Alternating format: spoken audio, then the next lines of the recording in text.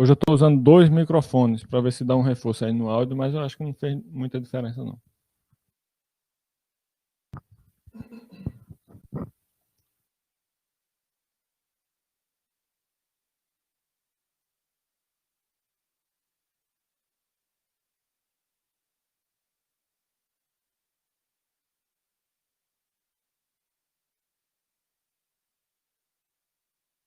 Hoje eu vou falar da aula 6.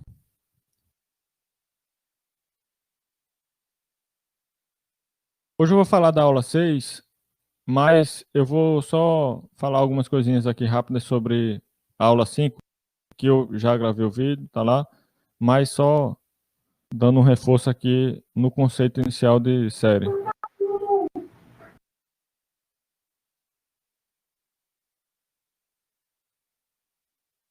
Bom, eu estou explicando na aula 5 que uma série é uma soma infinita. E você deve ter cuidado para não confundir isso com uma sequência. Uma soma infinita, tipo essa aqui. 1/2 mais 1/4 mais 1/8 mais 1 soma 16, etc. Algumas somas infinitas produzem resultado finito, como é o caso dessa que eu acabei de mostrar, e você pode se convencer disso olhando essa figura aqui, onde você observa que a área da região sombreada vai formando esse padrão daquelas parcelas que nós tínhamos na soma infinita. E como eu estou formando uma figura aqui preenchendo todo o quadrado, né, no limite eu vou ter todo o quadrado preenchido, então a soma da região sombreada é 1. Ou seja, essa soma infinita, soma com infinitas parcelas, chega num resultado finito. É claro que outras somas com quantidade infinita de parcelas não chegam no resultado finito. Chega num resultado infinito, ou então nem chega em resultado nenhum. E a teoria de séries, que nós vamos estudar a partir de agora, é sobre isso. Tentar identificar as séries que convergem, ou seja, que chegam no resultado finito. A definição formal de série, ou melhor, a definição formal do resultado de uma série é dada por meio do conceito de sequência que nós já estudamos. Porque você pode ver sempre uma série infinita como sendo uma parcela, como sendo uma sequência de somas parciais. Dessa forma aqui, né? Eu tenho uma série que é A1 mais A2 mais A3, etc. Eu posso ver isso como essa sequência. Primeiro eu pego só uma parcela, depois eu pego duas, depois eu pego três, depois eu pego quatro. O limite dessa sequência vai ser o resultado dessa soma infinita. Tá? Então, assim, sequências e séries são coisas diferentes, mas estão intimamente relacionadas. Na verdade, para cada série, nós associamos duas sequências assim muito importantes para estudar essa série. Uma delas é a sequência das somas parciais. No caso da sequência, no caso da série que eu tinha mostrado aqui, 1/2 mais 1/4 mais 1/8, etc. Essa série tem essa sequência de somas parciais aqui, ó. Pega só uma parcela, depois pega as primeiras duas, depois as primeiras três, depois as primeiras quatro, e eu vou tentar aqui identificar o limite dessa sequência, se existe, se não existe e tal. Nesse caso, o limite existe e é 1.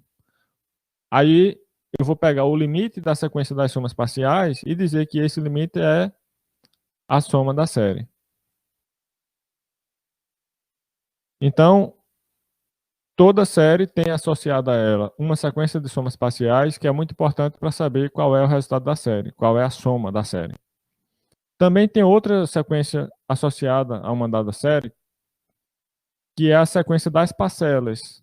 Você pode enxergar aqui nessa série a sequência AN, que é a sequência que vai formando as parcelas, A1, A2, A3 e tal. Então, cuidado não confundir essas três coisas, a série com a sequência das parcelas com a sequência das somas parciais.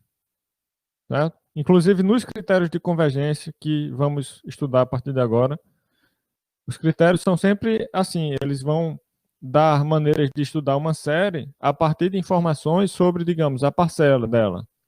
Aí a parcela converge para tanto, mas isso não significa que a série convirja. A parcela dela converge, a parcela da série converge, mas a série não necessariamente converge.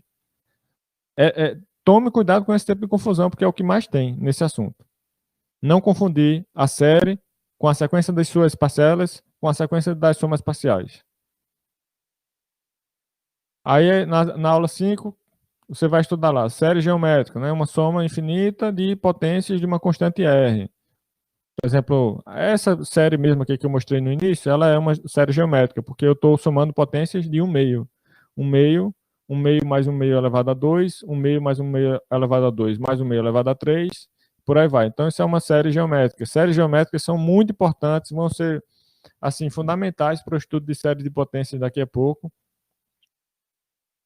E você deve fixar essa conclusão aqui, ó, desse exemplo 3.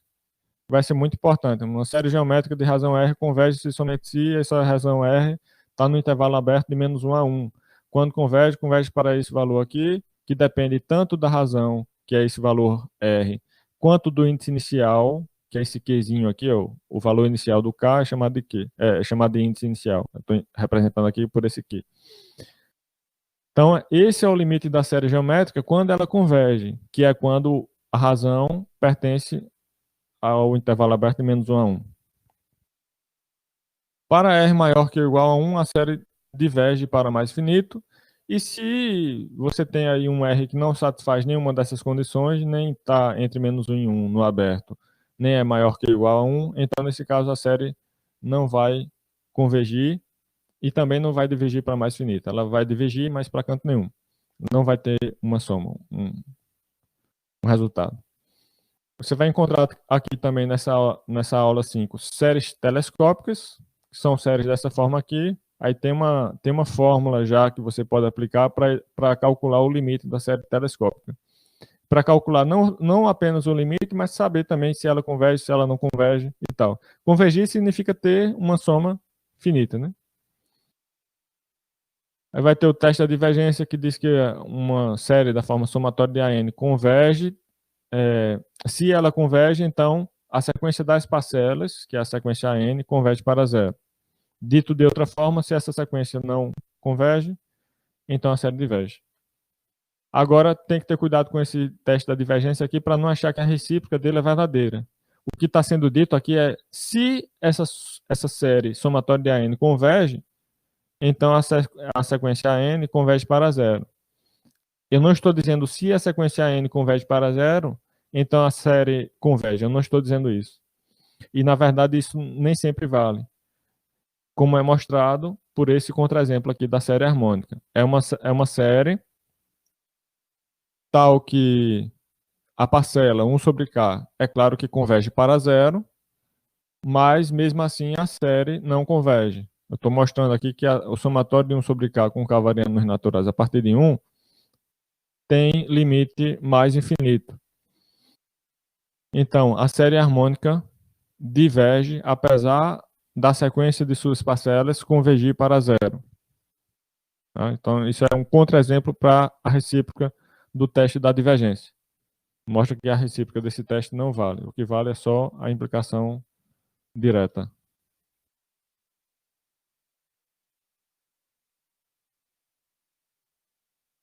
Então, vamos entrar agora na aula 6, que continua falando de séries numéricas, mas vamos estudar critérios de convergência para a série. Quer dizer, o teste da divergência, de certa forma, já é um critério de convergência também, só que não exatamente convergência, mas divergência. E eu separei aqui 2 aulas inteiras sobre outros critérios para você saber se uma série diverge ou converge, né?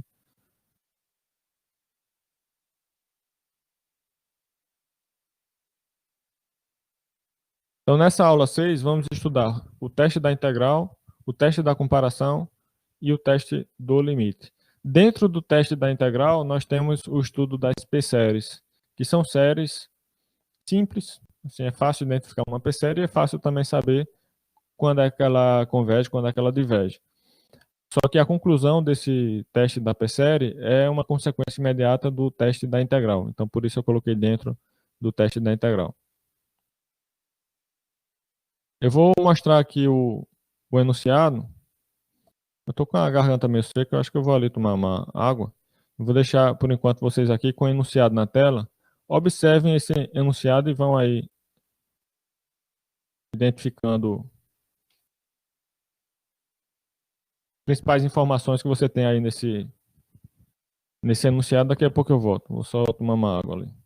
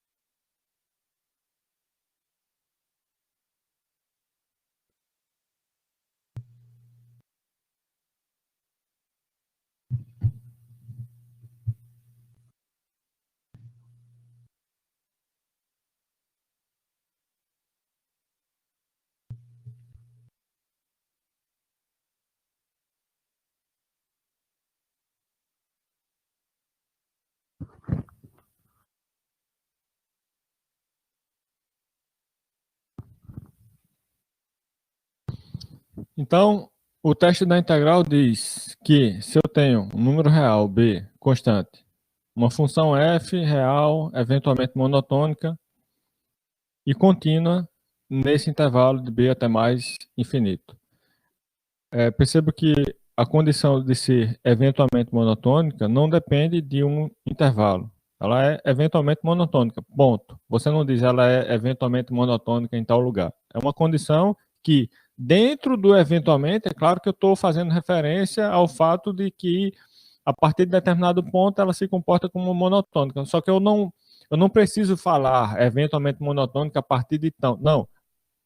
É a existência de um ponto a partir do qual ela se comporta como uma função monotônica que me permite dizer que ela é eventualmente monotônica. Mas eu não preciso fazer referência a esse ponto a partir do qual ela é eventualmente monotônica, a não ser na justificativa. Nesse caso, você vai dizer que a partir de tal lugar ela se comporta como uma monotônica, mas você não vai dizer a partir de tal lugar ela é eventualmente monotônica. É uma redundância, uma coisa meio fora do padrão que foi definido. Bom, então esse intervalo aqui está servindo apenas para a condição de continuidade.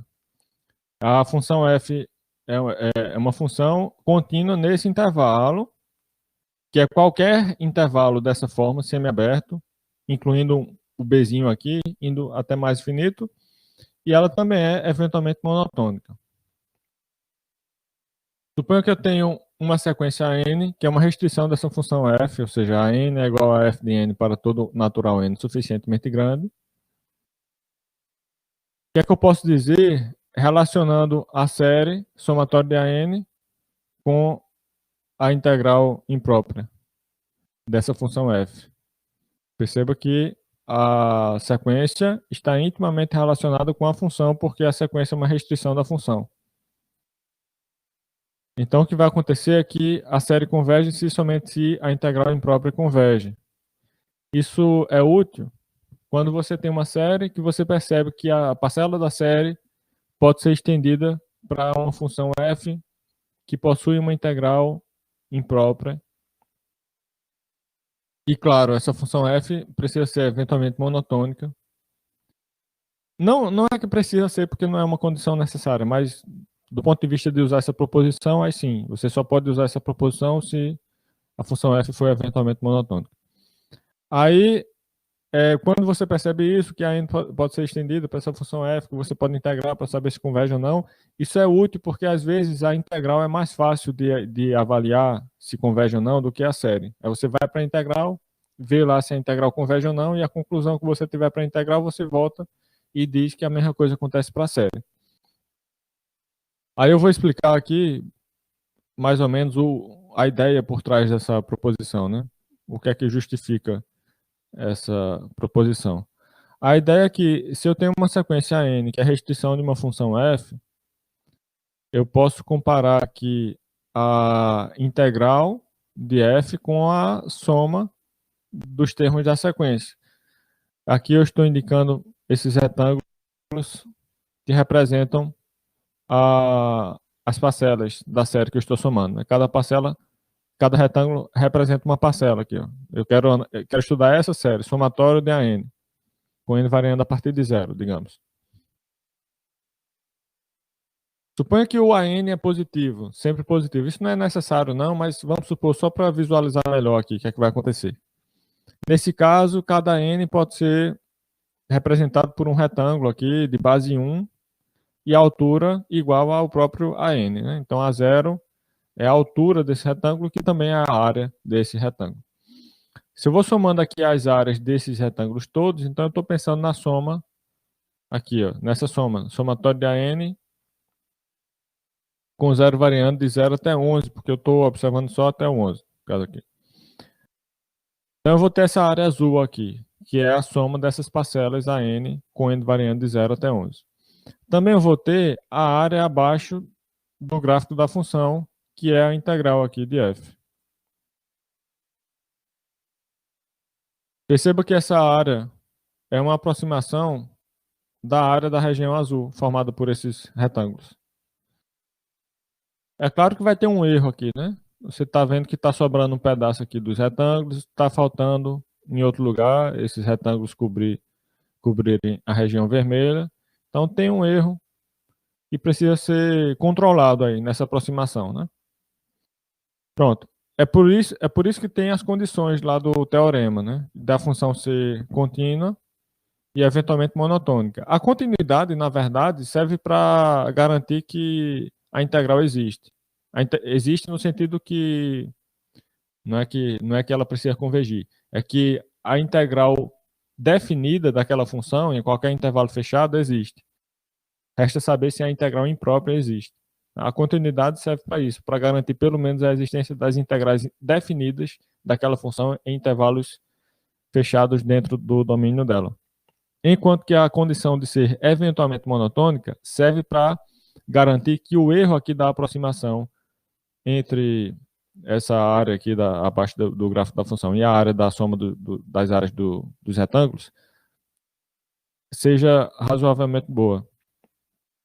Aí se você for ver como é que está enunciado esse critério em alguns livros, como o Stewart, por exemplo, você vai ver lá que as condições estão um pouquinho diferentes. O Stewart vai dizer que a função f precisa ser contínua, positiva e decrescente, porque ele está pensando nesse tipo de função aqui. Ó.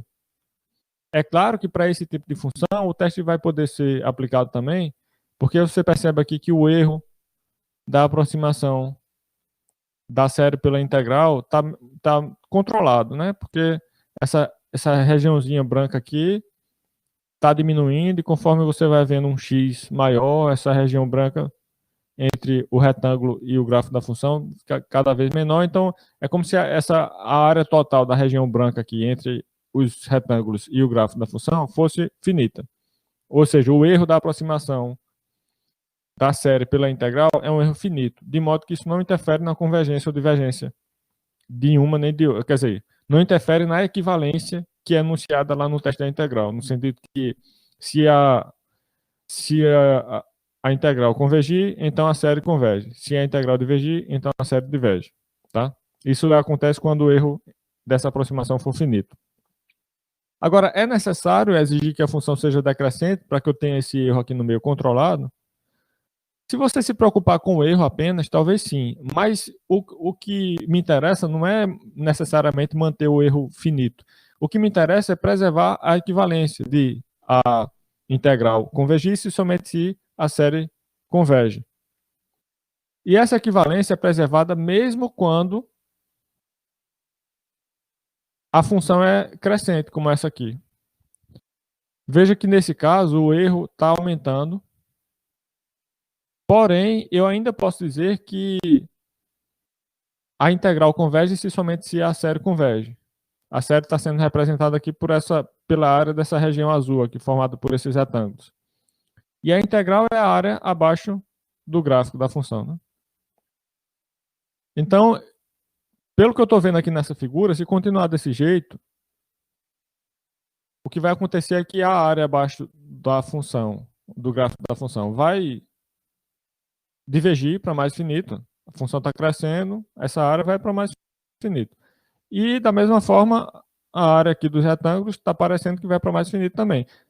Em todo caso, vale a equivalência, porque eu posso dizer que a série converge se somente se a integral converge. Nenhuma das duas converge. Mas isso significa que a equivalência é verdadeira. Quando você tem falso e falso na equivalência, o resultado é verdadeiro. Falso se somente se falso. É verdadeiro isso aí.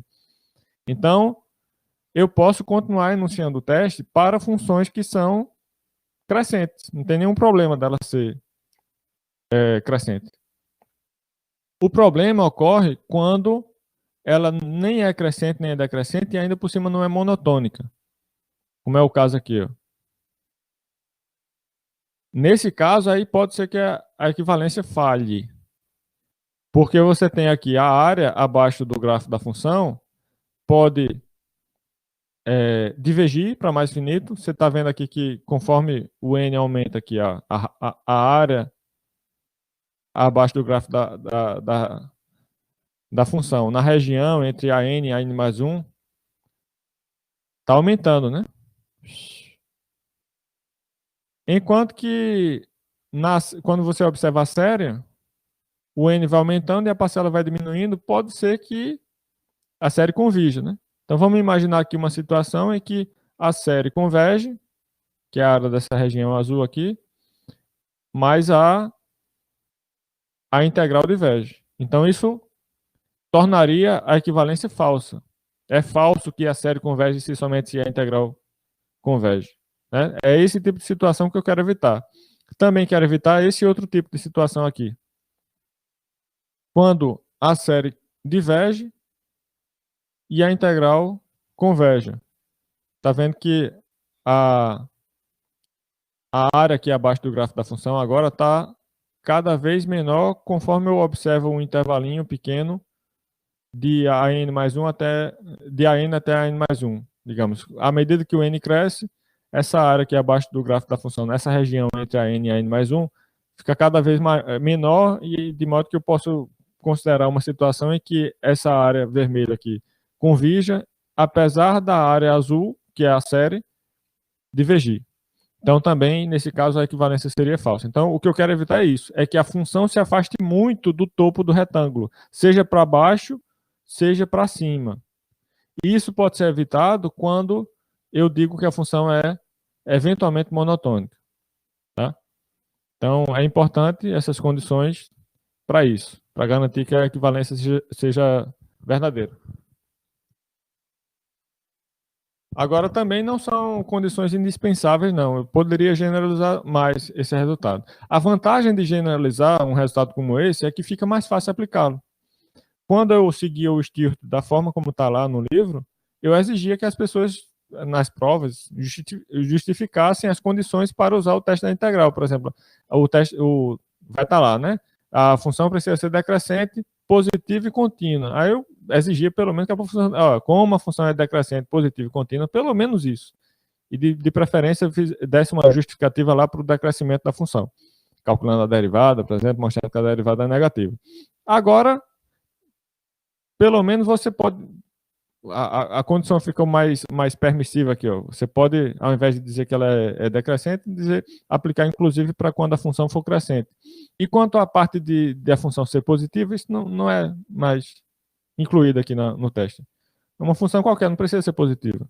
Essa condição é totalmente desnecessária. É só para ilustrar melhor, do ponto de vista geométrico, a condição de ser positiva. Não precisa mais. Tá? Bom, algumas observações quanto à utilização desse teste. E essas observações têm a ver com erros comuns que ocorrem. Eu vejo em provas, por exemplo, as pessoas usando esse teste e cometendo alguns erros que são os seguintes. Um erro muito comum é achar que a série e a integral necessariamente convergem para o mesmo valor. Quando o teste se aplica, aí você o, calcula a integral, vê lá que a integral converge para 1/2. Aí diz, então, a série converge para 1/2 também. Não, aqui não, ninguém está dizendo aqui que as duas precisam convergir para o mesmo lugar. Só está dizendo que se uma convergir, a outra converge. Tá?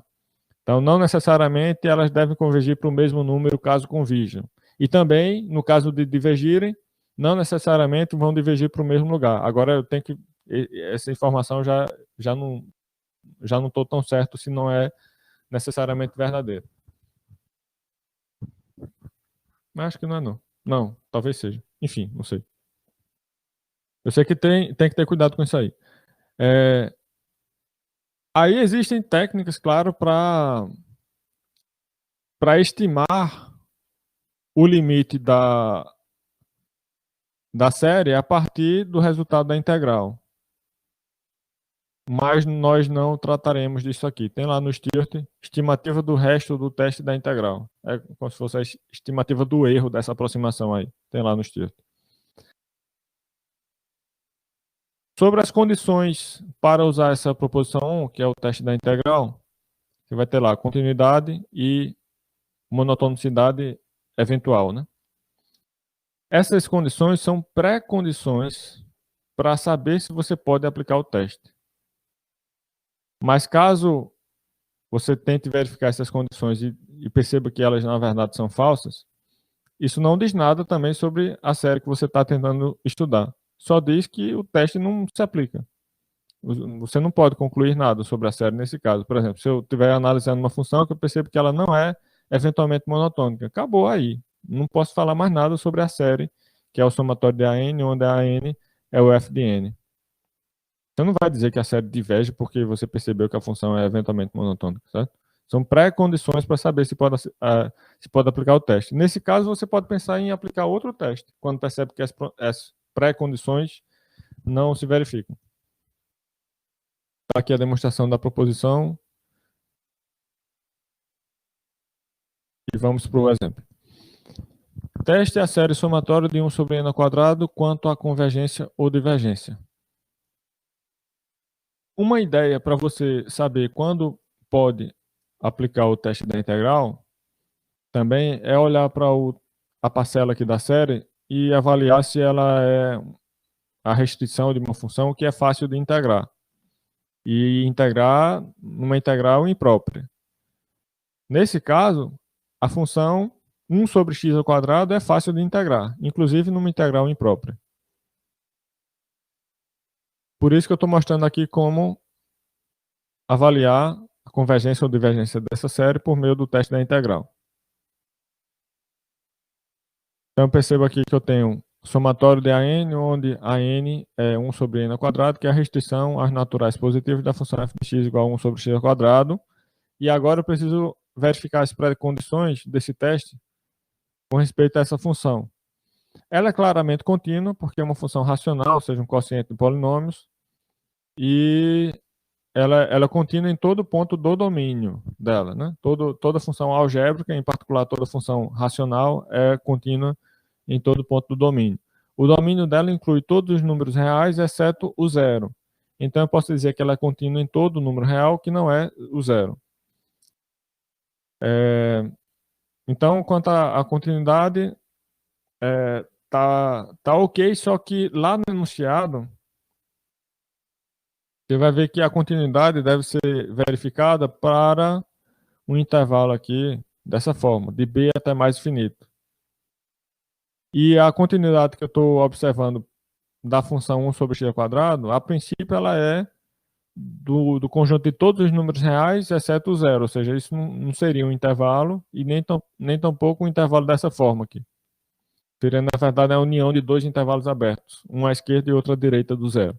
Mas, se eu sei que ela é contínua nesse conjunto, que inclui dois intervalos abertos, um à esquerda, outro à direita do zero, eu posso encontrar dentro de um desses intervalos, no caso daquele mais à direita do zero, um outro intervalo desse tipo aqui, contido lá.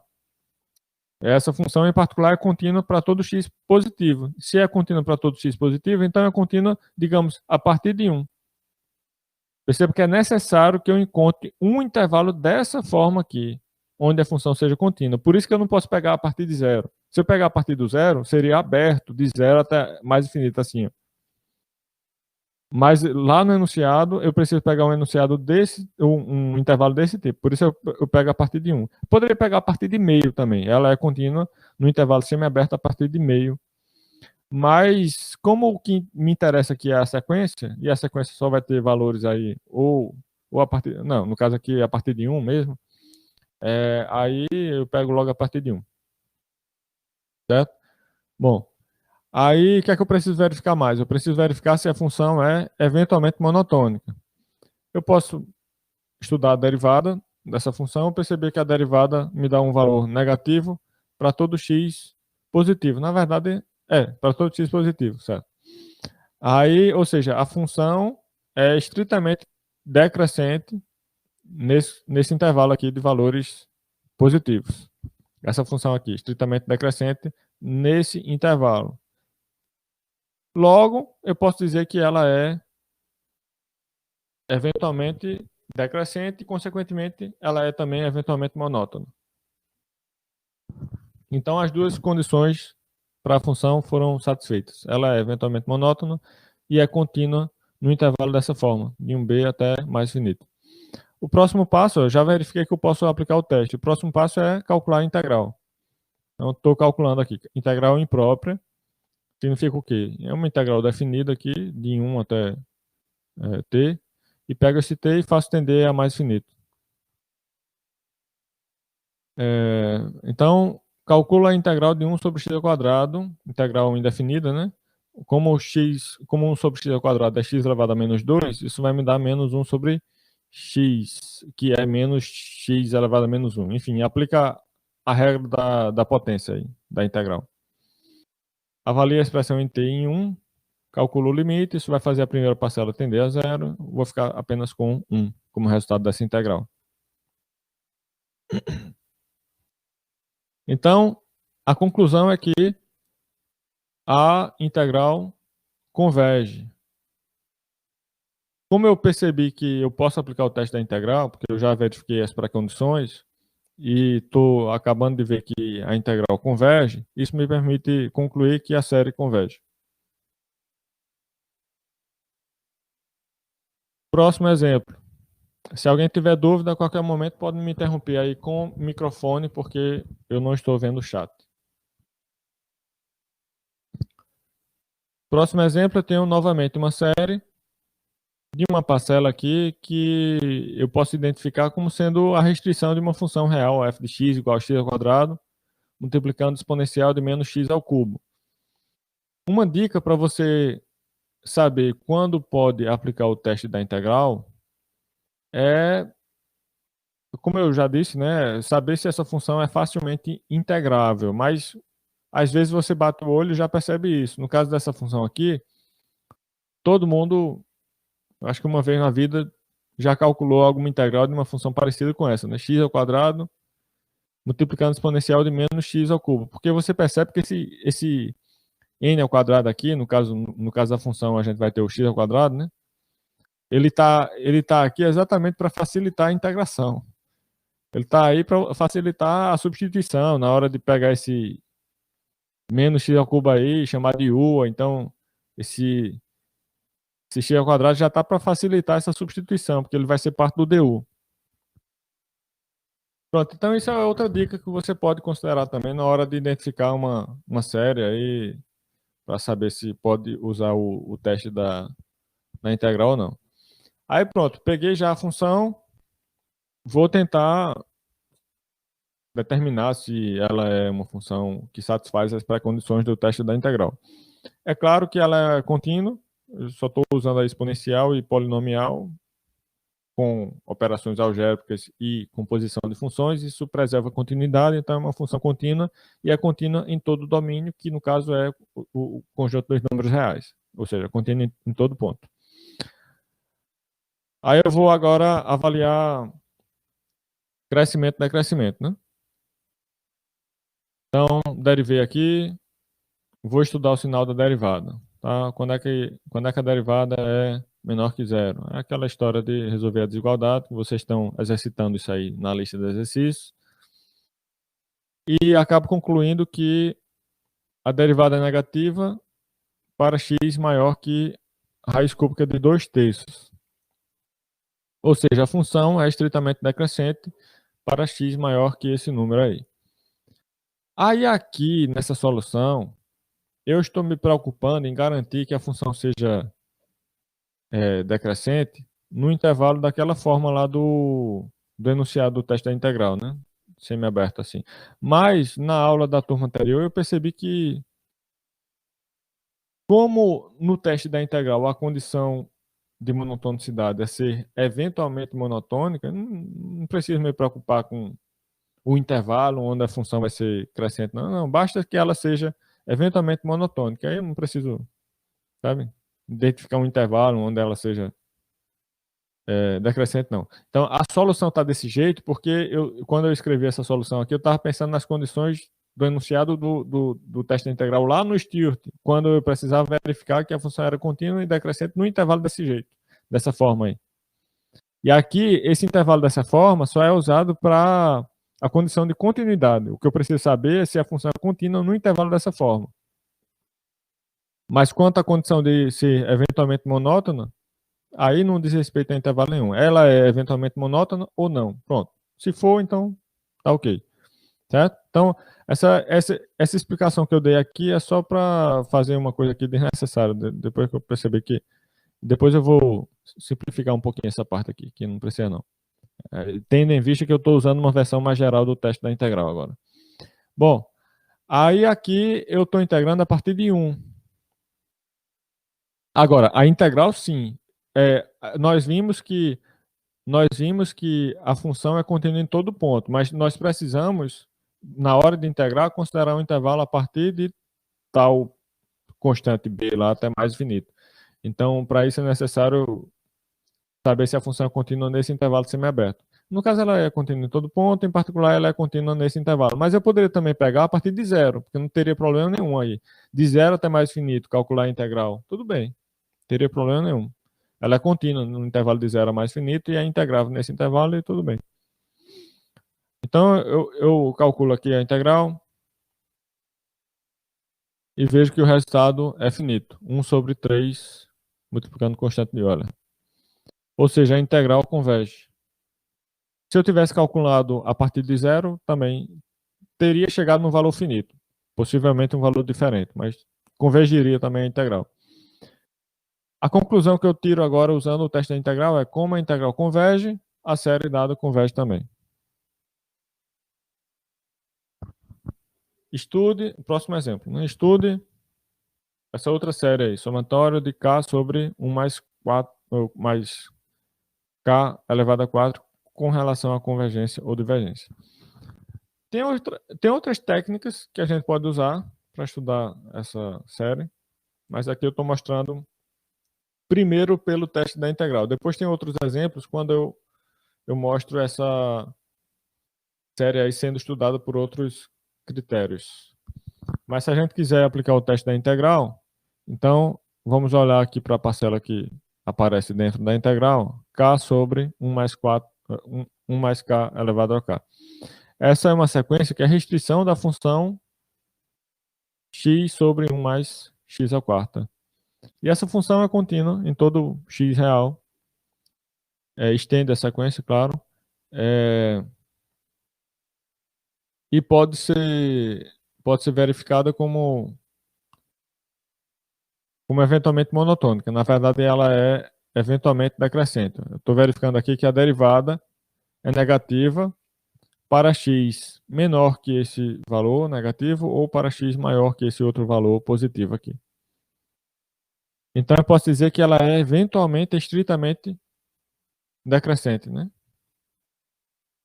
Ela decresce aqui para x menor do que menos raiz quarta de 1/3, mas para de decrescer aqui no meio e volta a decrescer depois. Então, pelo menos ela é eventualmente estritamente decrescente, a função. A função f, não a derivada, né? Cuidado não confundir isso também. Quando eu derivo uma função, para estudar o crescimento e decrescimento dela, eu analiso o sinal da derivada para tirar conclusões sobre o crescimento e decrescimento da função que eu derivei, não é da derivada. Enfim. Aí, se ela é eventualmente estritamente crescente, ela vai ser também eventualmente monotônica, logicamente. Pronto, então já sei que a função é contínua em todo ponto, em R, e ela é eventualmente monotônica. Então, preciso agora pegar um intervalo aqui dessa forma para saber se ela é contínua nesse intervalo, né? Mas ela vai ser sim porque ela é contínua em todo ponto real. Então, eu posso pegar qualquer intervalo semiaberto desse jeito aqui, qualquer número aqui no lugar desse 1, e ela vai ser também contínua nesse intervalo. Aí é nesse intervalo onde você vai calcular a integral. No caso aqui eu peguei a partir de 1, mas poderia ter pego a partir de 0 também. Novamente, é porque quando eu escrevi essa solução inicialmente, eu estava preocupado com a condição do Stewart. Aí, pronto, vou calcular a partir de 1 a integral de f. Talvez a partir de 0 fique até mais fácil essa integral aqui. Porque eu acho que não vai aparecer essa parcela menos π sobre 4. Aí, cheguei no resultado finito aqui, mostrando que a integral converge. Como eu já verifiquei as pré-condições do teste, isso me permite aplicar o teste e concluir que, como a integral imprópria converge, a série dada também converge. Alguma dúvida?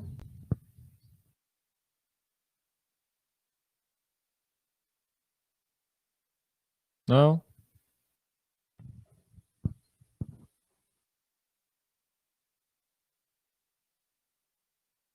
Beleza. Vamos estudar agora P-séries, que é um critério, assim, uma consequência imediata do teste da integral, né?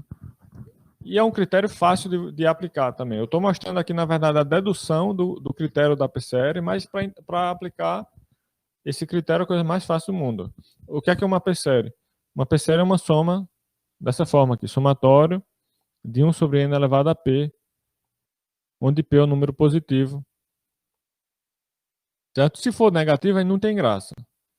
Porque se o p fosse negativo, eu não escreveria 1 sobre n elevado a p. Eu escreveria p elevado a menos n, sabendo que o n é negativo, eu escreveria n elevado a menos p.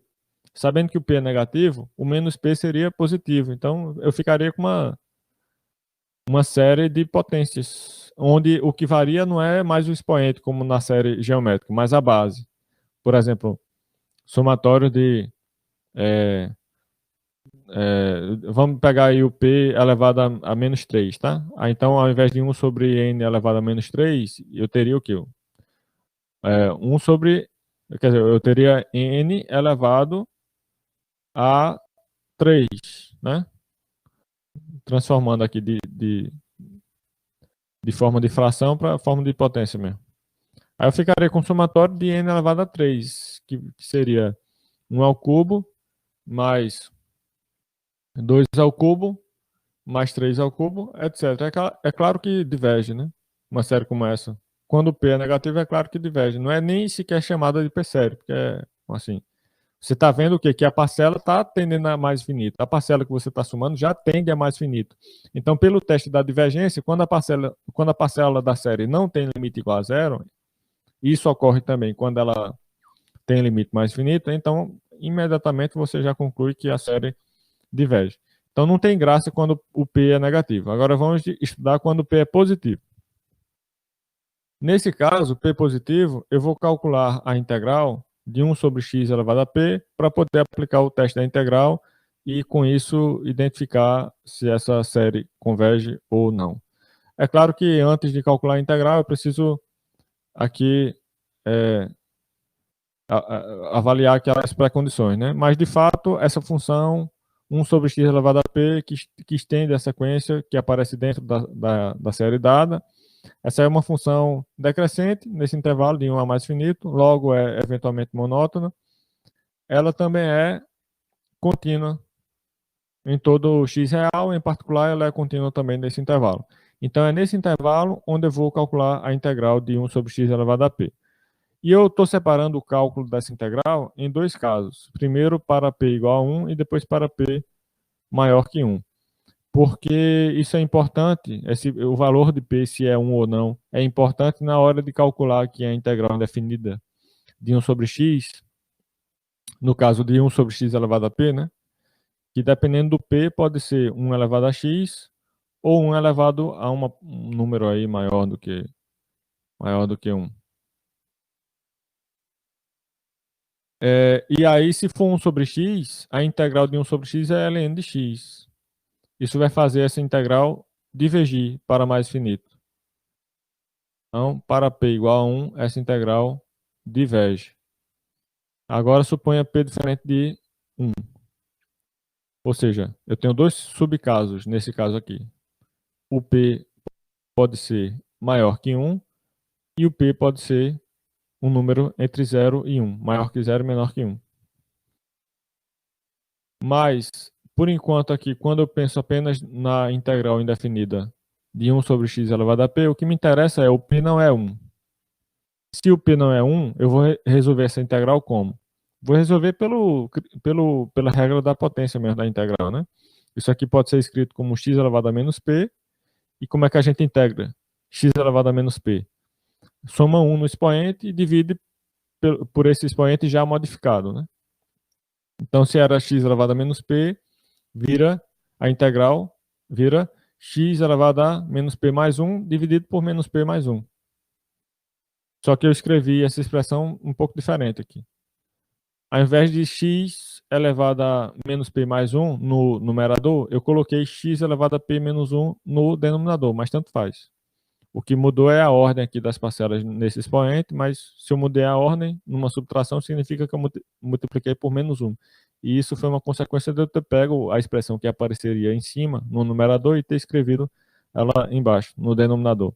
Ao mesmo tempo, aquele menos p mais 1 que apareceria aqui embaixo no denominador foi escrito como p menos 1, só que em cima eu compensei colocando lá um fator menos 1. Então é a mesma coisa, isso aqui termina sendo a integral mesmo de 1 sobre x elevado a p. E eu escrevi assim para facilitar os próximos passos, né? Então pega essa expressão, avalia em t, fica desse jeito, avalia em 1, fica desse jeito, depois calcula o limite dela. No limite, quando t tende a mais finito, essa parcela aqui, primeira parcela vai, no caso em que, aí eu tenho que ver o valor do P, né? Se o P for positivo, ou se o P for maior que 1, aí nesse caso essa parcela aqui zera, a primeira parcela zera. E só fica com a outra. Então, nesse caso, a integral vai dar esse resultado aqui, 1 sobre P menos 1, ou seja, a integral converge quando o P for maior que 1. No caso em que o P for um número entre 0 e 1, a integral diverge para mais finito. Então, agora eu vou adaptar essas conclusões sobre a integral para a série, né?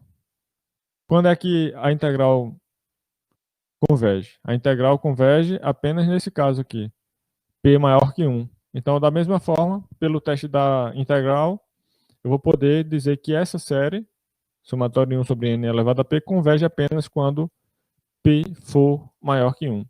E vai divergir quando o p for um número entre 0 e 1, maior que 0, menor que ou igual a 1.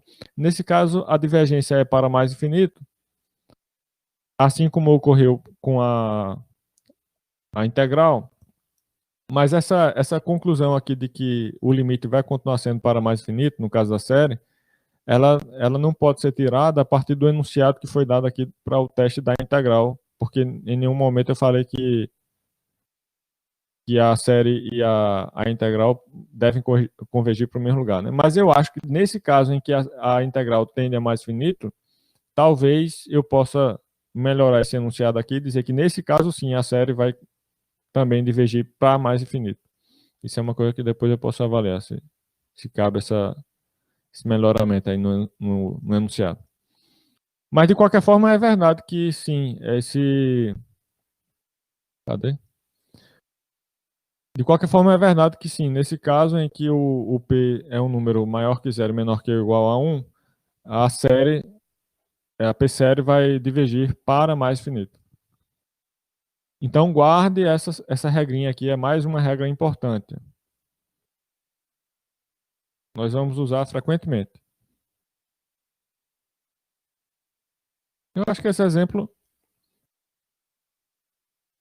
aqui, eu acho que eu nem falei na outra aula, acho que eu esqueci de falar esse exemplo 5 aqui, mas é apenas uma aplicação assim direta do critério da p-série, né? Foi dada uma série, mas você pode reescrever essa série desse jeito, apesar dela ter sido dada de uma forma que não é exatamente assim uma p-série, né? Porque aqui eu não tenho o k elevado a 3 meios, eu tenho um k mais 1. Só que esse k mais 1 você pode ver como um n. Se o k varia a partir de 1, então essa expressão k mais 1 vai variar a partir de 2. Então eu fiz apenas uma mudança aqui no índice mútuo da integral, preservando as parcelas, né? De modo que a primeira parcela do primeiro somatório ainda seja a primeira parcela do segundo somatório e por aí vai. A segunda parcela são iguais, terceira parcela de ambos os somatórios são iguais, etc. Então, a segunda série que eu obtive aqui, né, é uma p-série. Agora sim, se encaixa na definição de p-série que nós vimos aqui, dessa forma, né? Com p igual a 3 meios, que é um número maior que 1. Como p é maior que 1, a série converge.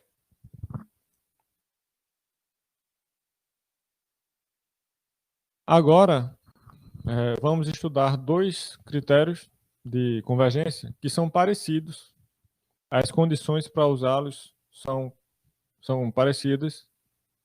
E ambos trabalham com duas séries, pegando informações que já são conhecidas de uma série e adaptando essas conclusões para a outra série.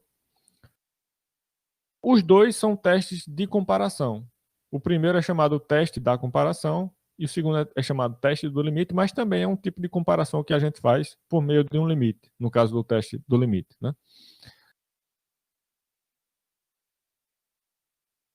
Aí, ambos os testes da comparação e do limite são enunciados para séries com parcelas não negativas, pelo menos para índices suficientemente grandes. Séries cujas parcelas são não negativas para índices suficientemente grandes. Ou seja, eu só posso ter uma quantidade finita de séries de parcelas negativas e no início, né? No início da soma, lá na série, eu posso ter parcelas negativas, mas é preciso que, a partir de um determinado ponto, as parcelas sejam todas não negativas. É assim que a gente enuncia esses dois testes. Agora, eles poderiam ter sido enunciados para séries cujas parcelas são todas negativas. Poderia. Eu poderia adaptar os enunciados desses dois testes para séries com parcelas negativas, todas. Só que não teria novidade nenhuma, já que se uma série tem todas as parcelas negativas, eu posso multiplicar essa série por menos 1, e aí ela se torna uma série com parcelas positivas. Aí eu estudo essa série com parcelas positivas, usando esses dois testes aí, se eu quiser. E depois a mesma conclusão que eu tirar sobre essa série com parcelas positivas, com respeito à convergência ou divergência, vai ser também a conclusão que eu posso tirar sobre a série dada, já que eu apenas multipliquei por menos 1, isso não altera as conclusões, né, de convergência ou divergência da série. Então não causa problema nenhum. Se você encontrar uma série cujas parcelas são todas negativas, primeira coisa a fazer, multiplique por menos 1, certo? Tira as conclusões que tiver para tirar sobre essa outra série com parcelas positivas, depois volte para a série dada e conclua as mesmas coisas. Agora, o que realmente importa nesses dois testes não é que a série tenha todas as parcelas não negativas, ou pelo menos todas com índices suficientemente grandes. O que importa é que todas tenham as parcelas com o mesmo sinal. Por isso que o fato delas terem sinal negativo não interfere. Você ainda pode adaptar os testes para este caso. Por que eu preciso que todas as parcelas tenham o mesmo sinal, ou pelo menos todas as parcelas com índices suficientemente grandes? Porque isso é necessário para comparar uma com relação à outra, a partir de informações sobre as parcelas.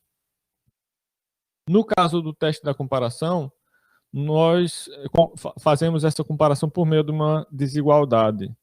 Nós, digamos, eu tenho uma série somatória de AN e quero saber se essa série converge ou não. Para isso, eu vou tentar encontrar uma outra série somatória de BN que eu já conheço, que eu já saiba se ela converge ou se diverge. E essa informação vai permitir tirar conclusões sobre a série que eu estava estudando. Mas essas conclusões só podem ser feitas, só podem ser repassadas da série que eu peguei como referencial para a série que eu estava tentando analisar, se eu tiver mostrado desigualdades como estas aqui, que relacionam as parcelas da série referencial com as parcelas da série que eu estou tentando estudar. Suponha que eu tenho aí duas sequências, AN e BN, que satisfazem essa desigualdade, pelo menos para todo N suficientemente grande. Ou seja, AN é menor que ou igual a BN, né? E ambas são sequências com termos não negativos. Aí suponha que o somatório de BN converge. Ó, BN é a parcela maior com relação a AN, BN é maior. E eu estou dizendo aqui que o somatório com essas parcelas maiores converge. Se o somatório com as parcelas maiores converge, o somatório com as parcelas menores converge também. Quando você diz que converge, você está dizendo que essa soma não vai crescer para mais finito. Né? Ela está controlada ali. Então, se essa que tem as parcelas maiores está controlada, a outra que não tem parcelas tão grandes assim, vai estar controlada também, vai convergir também. Pela contrapositiva, isso significa que, vou falar de outra forma essa mesma informação aqui. Ó. Pela contrapositiva, a gente nega a conclusão e diz que isso implica a negação da premissa aqui.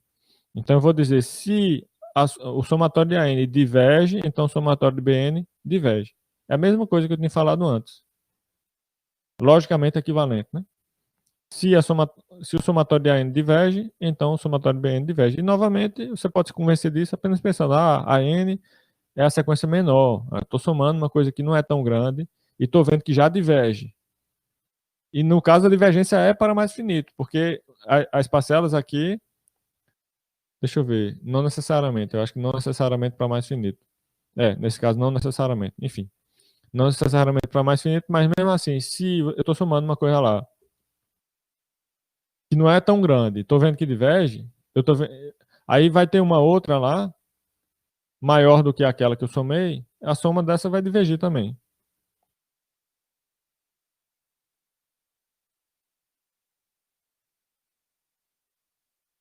Agora, se eu sei que o somatório de AN diverge para mais finito, eu posso concluir também que o somatório de BN diverge para mais finito. É o que está sendo dito aqui embaixo. Então, essa última afirmação já é uma afirmação independente das duas primeiras aqui. Enquanto que a segunda era praticamente a mesma coisa da primeira, essa última é uma coisa já independente. Demonstração está aqui. E agora eu vou falar do modo como você aplica, né, esses testes na prática.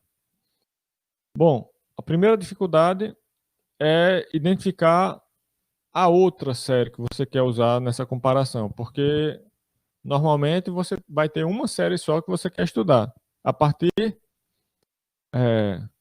dessa série que foi dada, você deve pensar em uma outra. Se quiser usar o teste da comparação, você deve pensar em uma outra que possa servir como referencial para estudar a primeira.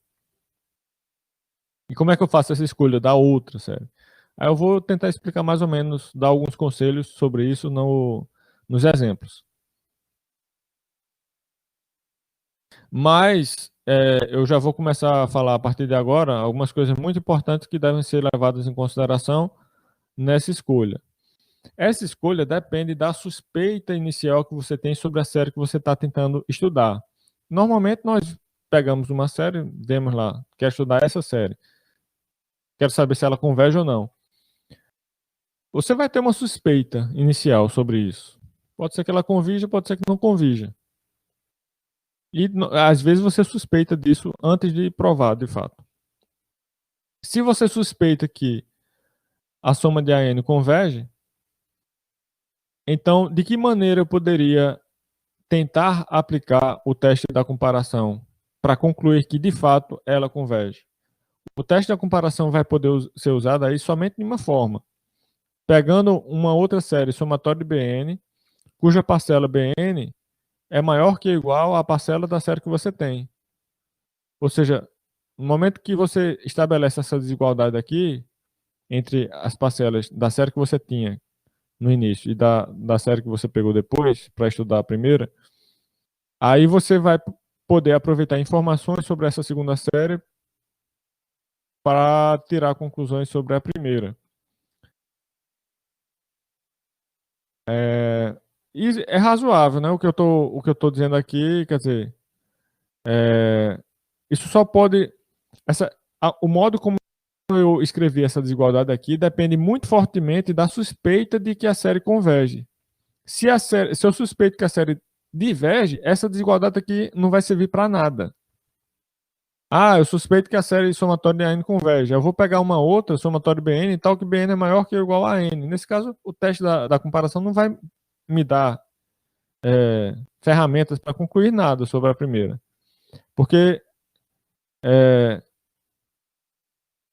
enfim, a parcela do somatório de BN aqui é maior que ou igual a N. Mesmo que convija, quer dizer, impossível que convija, né? Necessariamente essa BN vai ter que divergir também. Mas isso não vai me ajudar para confirmar que a série que eu estava tentando analisar diverge, de fato. Agora, se eu suspeito que essa série diverge, aí eu vou procurar uma outra série, somatório de BN, divergente, nesse caso, cuja parcela é menor que ou igual a N. Porque, ó, sendo essa parcela a parcela de uma série que diverge, isso vai forçar o somatório de N aqui para divergir também, já que a N é maior que ou igual a BN. Agora, nesse caso, eu vou ter que usar o teste da comparação com os nomes trocados, porque se você for ver lá no enunciado do teste, você não vai encontrar BN menor que ou igual a N. Você vai encontrar o contrário, a N menor que ou igual a BN, mas não tem problema. É só trocar os nomes, nesse caso. Além disso, essa série somatória de BN que você escolhe para servir de referencial na comparação com o somatório de AN, normalmente nós escolhemos uma série parecida e mais simples do que o somatório de AN. Exemplo. Vamos estudar a convergência e divergência dessa série aqui, somatório de AN, onde a N é 2 sobre N mais 1. Usando essa dica aqui de cima, eu poderia perguntar a vocês aí qual série eu posso pegar para comparar com o somatório de AN? Sabendo que a dica é escolher uma série parecida e mais simples. Parecido com o somatório de 2 sobre N mais 1 e mais simples do que esse somatório. Como é que a gente simplifica? Nós podemos pensar numa simplificação que envolve descartar parcelas ou partes da expressão dada para N que sejam assim desprezíveis para um N suficientemente grande. Por exemplo, esse mais 1 aqui. Mais 1 pode ser desprezado se nós quisermos simplificar a sequência, obtendo uma outra que seja mais fácil de estudar, ou seja, mais simples, e ainda parecida com a primeira. Parecida em que sentido? Parecida no sentido que as parcelas dessa série referencial devem crescer mais ou menos, crescer ou decrescer, mais ou menos à mesma velocidade nas parcelas da série dada. Então, se eu descarto o mais 1 aqui, eu fico com 2 sobre N. Eu poderia pegar essa série para comparar com a primeira. Mas no caso que eu estou fazendo aqui, é pegar 1 sobre N. Também vai servir. Né? Embora a recomendação, vocês vão perceber em outro exemplo, que na verdade descartar o 2 aqui em cima não é tão recomendável. é mais recomendável descartar as parcelas constantes que não vão interferir muito no valor da parcela para um n grande. Mas enfim, o que eu fiz aqui foi desprezar o 2 lá em cima e desprezar também o mais 1 aqui embaixo. Então o que eu fico fazendo isso é 1 sobre n. E a soma de 1 sobre n é a série harmônica, que na aula 5 vimos que ela é divergente. Então, além de ser divergente, ela é menor que ou igual à parcela da primeira, como está sendo dito aqui e verificado embaixo. Como é que eu verifico que 1 sobre n é menor que ou igual a 2 sobre n mais 1? Você tem duas desigualdades aqui, né? A primeira, 0 menor que 1 sobre n. Isso é óbvio porque n é um número positivo. N varia a partir de 1. A outra desigualdade você pode verificar fazendo aqui a multiplicação cruzada, famoso 1000 pelos extremos, só que no caso as pessoas costumam fazer isso para igualdades, e eu estou dizendo que você pode fazer para desigualdades também, pelo menos no caso em que você tem duas frações com numerador e denominador ambos positivos. Aí você pode fazer n vezes 2, 1 vezes n mais 1, pelo menos nesse caso. Em geral, cuidado para não fazer isso quando você não tiver essa garantia de que tanto o numerador quanto o denominador são a priori positivos. Aí eu fiz isso, né? Multipliquei assim, obtendo n mais 1 menor que ou igual a 2n. Essa desigualdade se reduz a esta outra aqui, n maior que ou igual a 1. Basta eu pegar um n de um lado, passar para o outro e fica assim. N maior que ou igual a 1. Então isso mostra que essa desigualdade aqui vale para todo natural n maior que ou igual a 1. E essa desigualdade é fundamental para eu poder aplicar o teste da comparação. Aqui eu tenho a parcela da série que eu quero usar como referencial menor que ou igual à parcela da série que eu quero estudar. E eu suspeito que, sobre a série que eu quero estudar, eu suspeito que ela diverge também, porque ela se parece com a parcela da série harmônica que diverge. E de fato eu acabei de mostrar que a parcela dessa série que eu estou querendo estudar é maior que ou igual à parcela da série harmônica. Se a série harmônica diverge, isso vai fazer com que a parcela maior aqui também, isso vai fazer com que a série, né, correspondente a essa parcela aqui também divija. E essa é a conclusão. A série dada diverge pelo teste da comparação, tendo em vista essa desigualdade que provamos.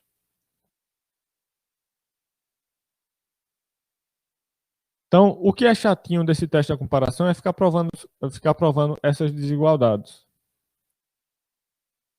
Mas depois vamos ver que o teste do limite simplifica essa tarefa de comparar uma série com a outra, evitando essa coisa de ficar provando desigualdades. Estude a série somatório de n sobre 2n ao quadrado menos 1, quanto à convergência ou divergência. Aí eu pergunto, qual é a série que eu posso usar como referencial para estudar essa aí? Estou vendo agora aí a pergunta, mas ela disse para deixar para lá, então tudo bem. Eu posso ler mesmo assim? Bom,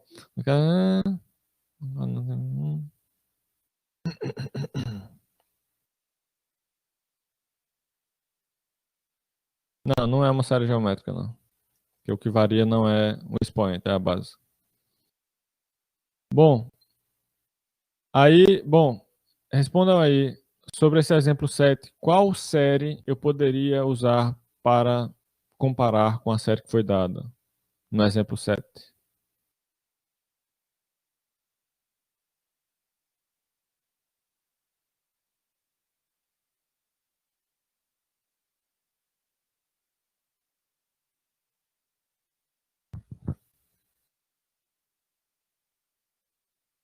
N sobre 2n ao quadrado mais 1.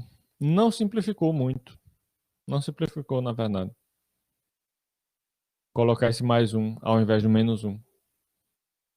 O que é simplificar? Simplificar é quando eu chego numa série que eu já sei qual é o comportamento dela. Você sabe essa série aí que você deu? A soma disso.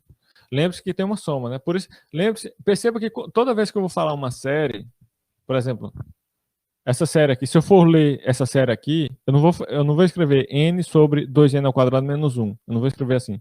Eu vou dizer soma de, mesmo que eu esteja falando verbalmente, onde os símbolos não podem ser, né, muito claramente especificados, soma, série é uma soma.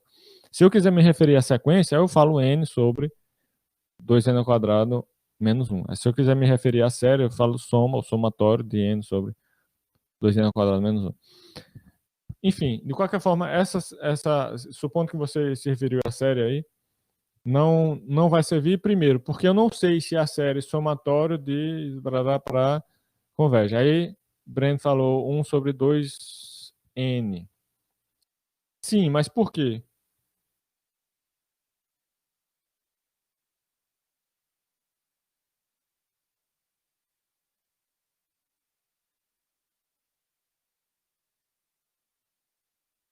Na forma do limite? Não entendi, não. Do limite? Ah, acho que você se expressou de uma forma um pouco imprecisa. Você quis falar outra coisa aí. Na forma do limite, quis falar outra coisa.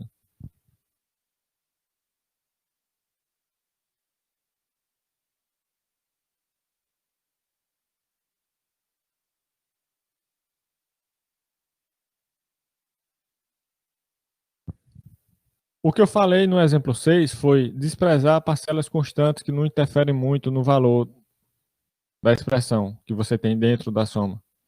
Foi isso que a gente fez no exemplo 6.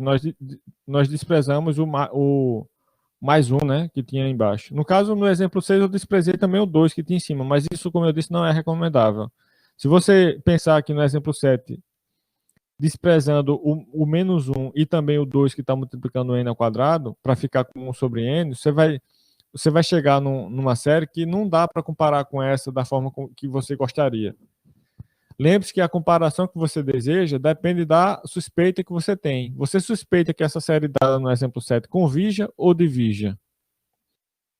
A suspeita mais razoável para essa série é que ela divirja, já que, se você observar aí a velocidade do crescimento do denominador, do numerador e tal, você vai concluir que ela se parece com a série harmônica multiplicada por um meio. Pense aí em descartar esse menos 1, por exemplo. Você fica com somatório de 1 sobre 2n, né? Como falou o Breno aí, só que faltou justificar. Se eu desprezo menos 1, eu estou somando 1 sobre 2n.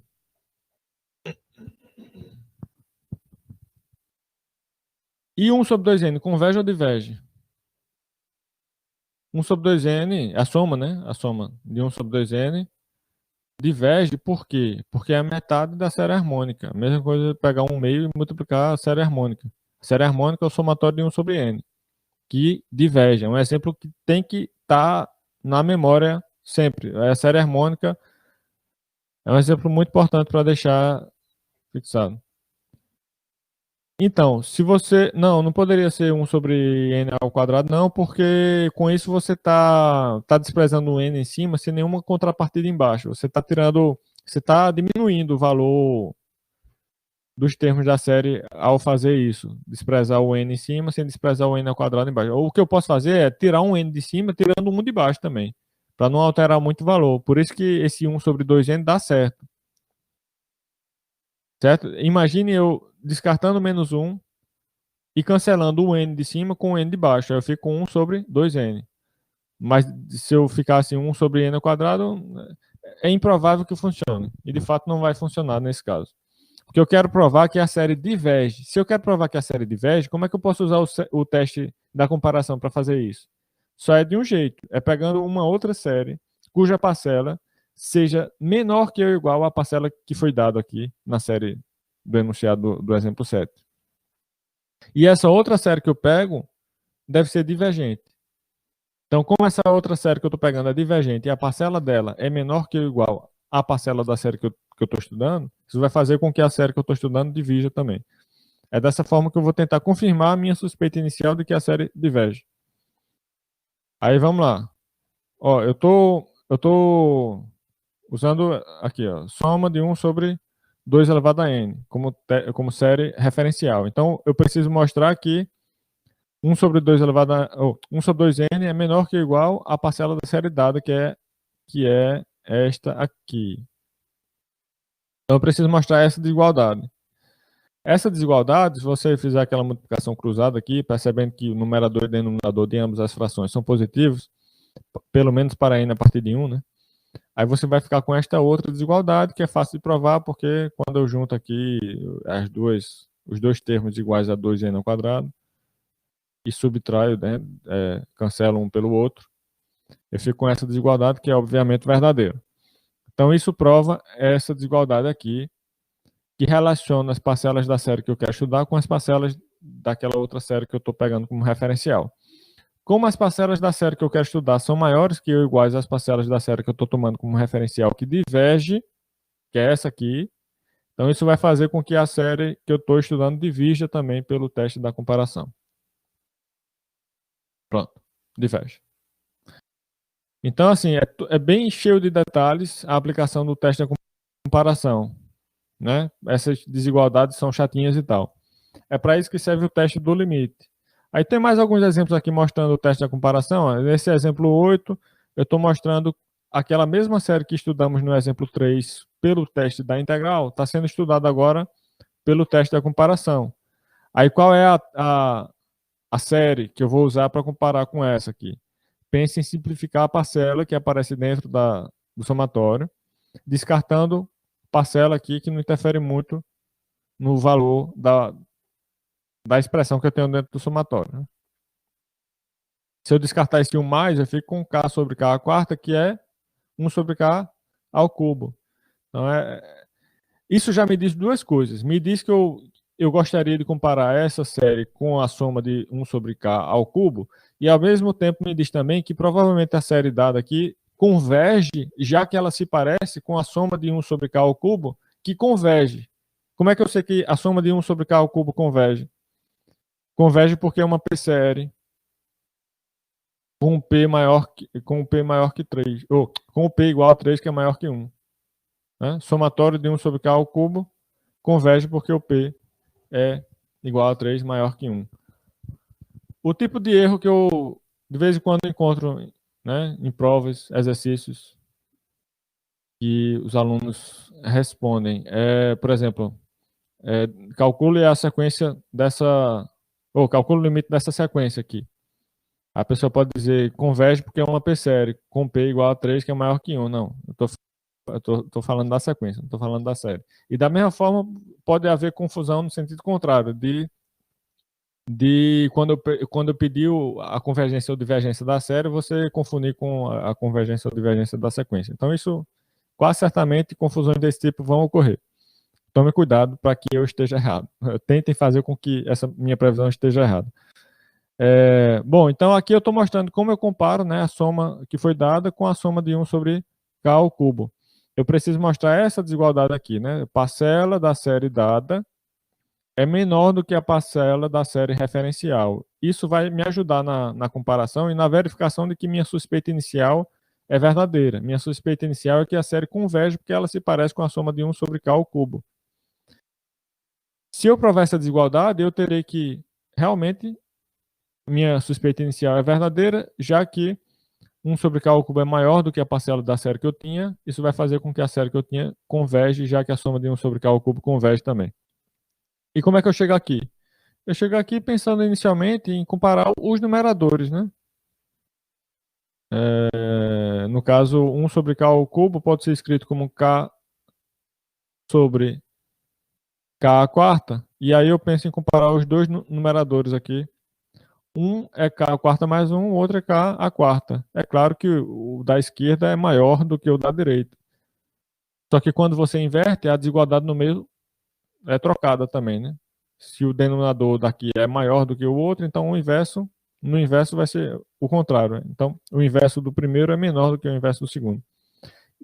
Com isso, eu já verifiquei essa primeira desigualdade. E a partir daqui multiplicando por k no numerador, eu chego aqui, que já é suficiente para aplicar o o teste da comparação.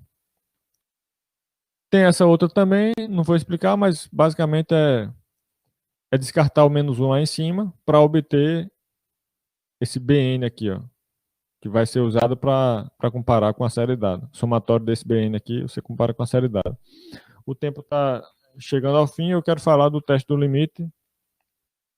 Esse exemplo 10, eu estou mostrando aqui mais para indicar que o teste de comparação pode ser difícil de usar. No caso dessa questão, isso é uma questão do Stewart, que eu fui fazer pelo teste de comparação e vi que por esse teste é muito difícil.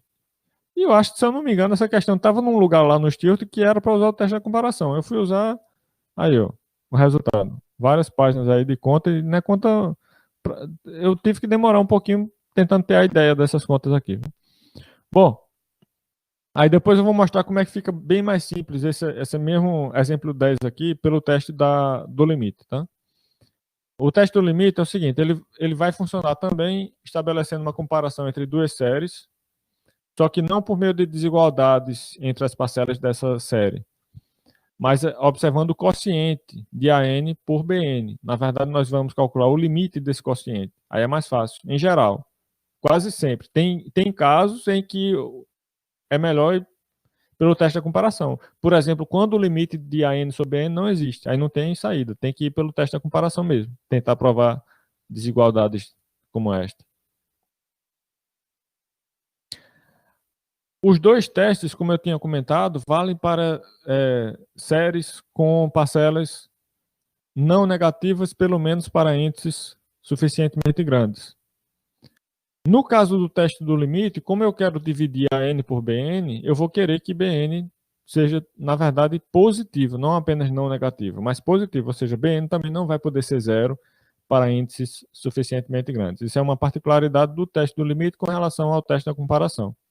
No teste da comparação, você pode ter, inclusive, bn às vezes sendo zero, né? De vez em quando bn pode ser zero no teste da comparação. E no teste do limite, ele pode ser zero só no início da sequência. Mas para índices suficientemente grandes, ele não vai poder ser zero, já que eu quero pensar no limite de AN sobre BN. Quanto à escolha da série que você usa no teste do limite, para comparar com a série que você quer estudar, os mesmos conselhos permanecem valendo. Você vai tentar obter uma série mais simples, que seja parecida com a série que você quer estudar, e que você possa tirar conclusões facilmente sobre essa série referencial, para repassar essas conclusões para outra série. Eu vou dar uma explicação informal do enunciado desse teste, antes de mostrar o enunciado dele. Suponho que eu tenho duas sequências AN e BN com termos positivos para índices suficientemente grandes. E que existe esse limite aqui. Limite de AN sobre BN. Finito ou infinito. Como eu estou supondo que AN e BN possuem termos positivos, então esse limite aqui não pode dar negativo. Se a n e bn são positivos, o quociente vai ser positivo também, e o limite desse quociente vai ser, na pior das hipóteses, ele vai ser zero, mas ele pode ser um número positivo e pode ser também mais infinito. É isso que acontece quando se toma o limite de uma expressão que é sempre positiva. A mesma coisa vale para supremo, para ínfimo, que foi assunto lá que eu expliquei na aula 2. Né? Se você tem um conjunto com elementos positivos apenas, aí vai tomar o ínfimo ou supremo desse conjunto. Esse ínfimo ou supremo ele pode ser um número próximo do conjunto de números positivos ou positivo. Não pode ser um número negativo, porque os números negativos já estão longe já desse conjunto. Ou seja, ele pode ser um número zero, ele pode ser um número positivo, ele pode ser mais finito. Ele não pode ser negativo, não. Eu vou ter três possibilidades apenas para esse limite. Ou o limite é finito e positivo, ou ele é mais finito, ou ele é zero. No caso em que ele é finito e positivo, isto quer dizer que a n sobre bn é aproximadamente uma constante. Uma constante finita, positiva e tal. Ou seja, nesse caso, a n é aproximadamente um múltiplo de bn por constante. Quando você pega uma sequência e multiplica por uma constante, a sequência que você obtém como resultado nessa multiplicação, ela vai ter a mesma configuração de convergência ou divergência da sequência que você tinha no início. A mesma classificação. Se for divergente a primeira, depois que multiplica por uma constante positiva, permanece sendo a mesma coisa que era antes. Né? Então, nesse caso, quando esse L aqui é finito e positivo, é razoável esperar que uma série convija se somente se a outra convija também.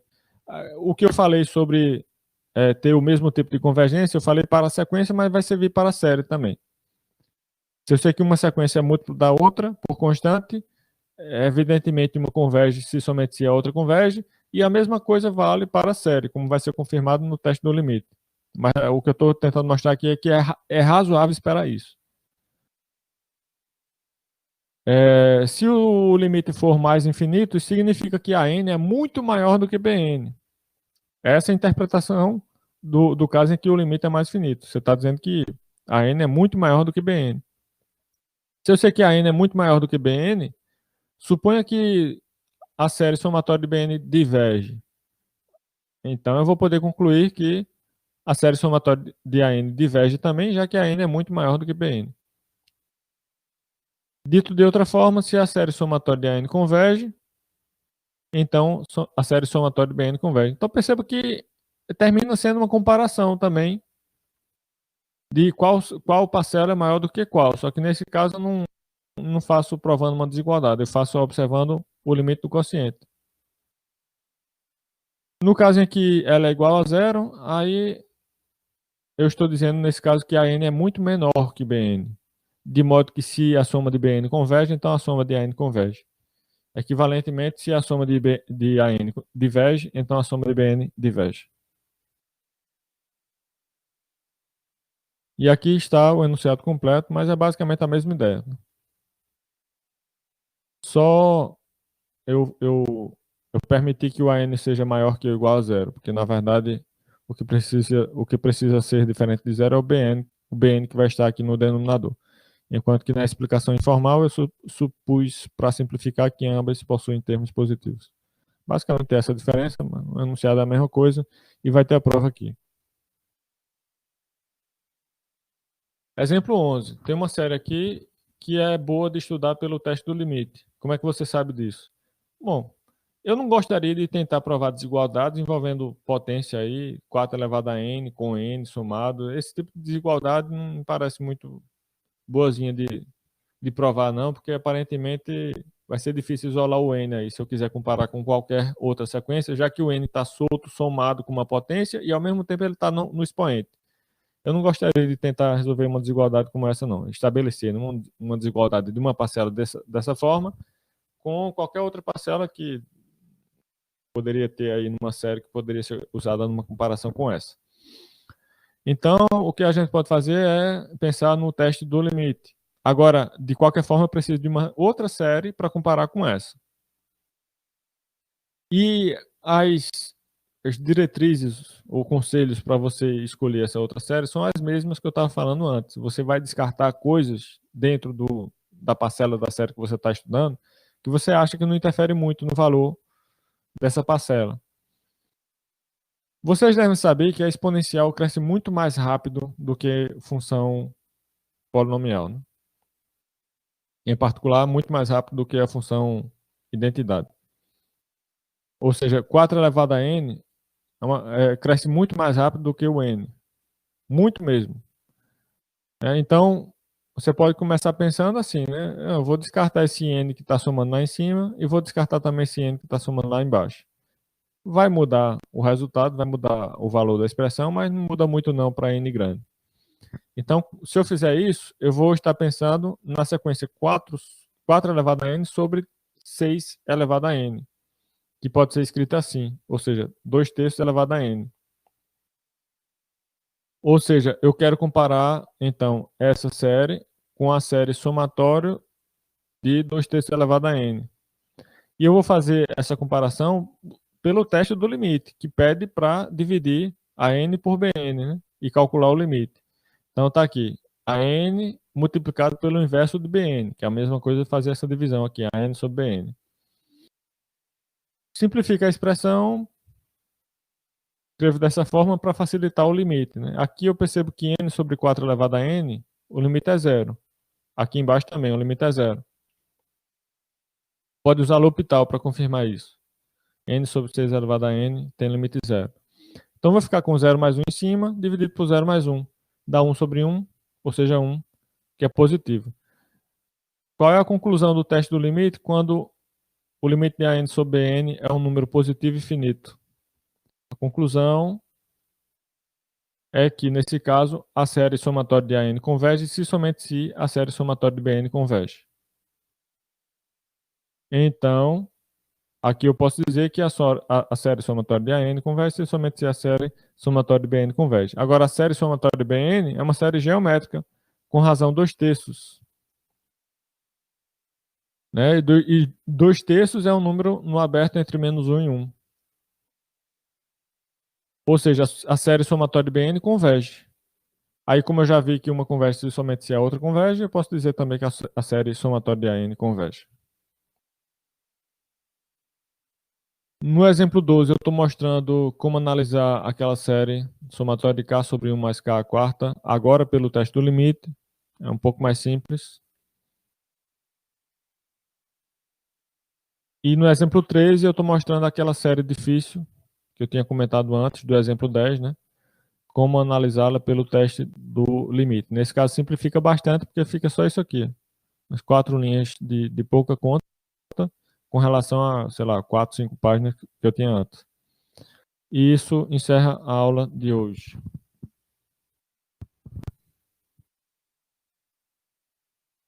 Dúvidas?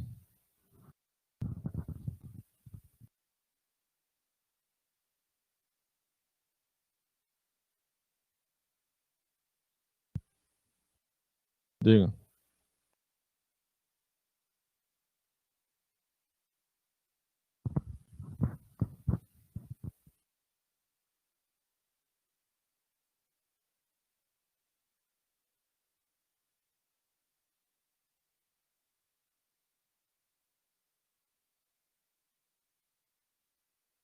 Um sobre 2n diverge.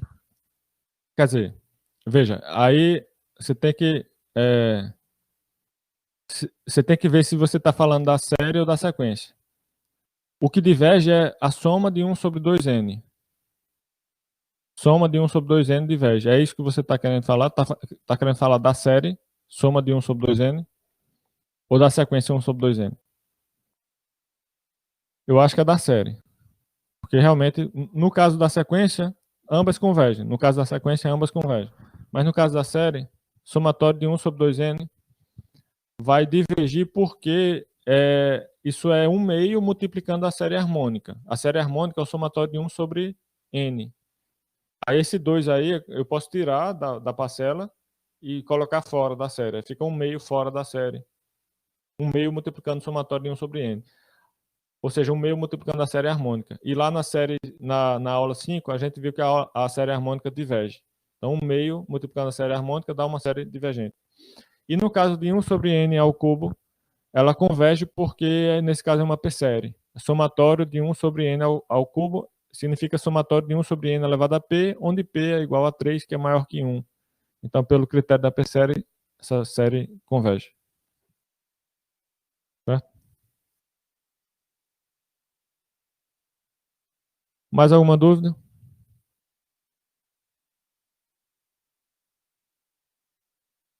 É muita informação, muitos testes, muitos critérios, mas é assim mesmo. Tem que manter um ritmo de estudo e, tem que praticar muito. Tente. Eu faço assim, quando eu estou querendo estudar alguma coisa, eu fico tentando relembrar das coisas, sabe? Você não estuda lendo, não. Você tente fazer uns questionáriozinhos, sei lá, resumo. Conhece flashcard? Flashcard é uma técnica de estudo que consiste em colocar uma pergunta do lado de um cartão e colocar a resposta do outro lado. Você pode fazer isso com esses testes aí. Coloca a pergunta sobre o enunciado de algum teste e no outro lado a resposta. O importante é estar sempre exigindo do cérebro que ele vá buscar informações. Você não aprende de modo passivo, não. O importante é que ele esteja trabalhando, tentando recuperar informações. Enfim, mas de qualquer forma, vocês estão fazendo exercícios que podem ser feitos assim com o próprio livro, né? Então isso é muito mais fácil do que fazer a prova. Pratiquem, estudem, mantenham o ritmo de estudo. E qualquer coisa, mandem as dúvidas por lá. Na terça-feira, nós continuamos o estudo com a aula 7. E na quinta, vai ser a discussão das questões que vocês responderam. E lembre-se do prazo, novo prazo da lista, eu vou avisar isso lá nos avisos do Moodle. Beleza?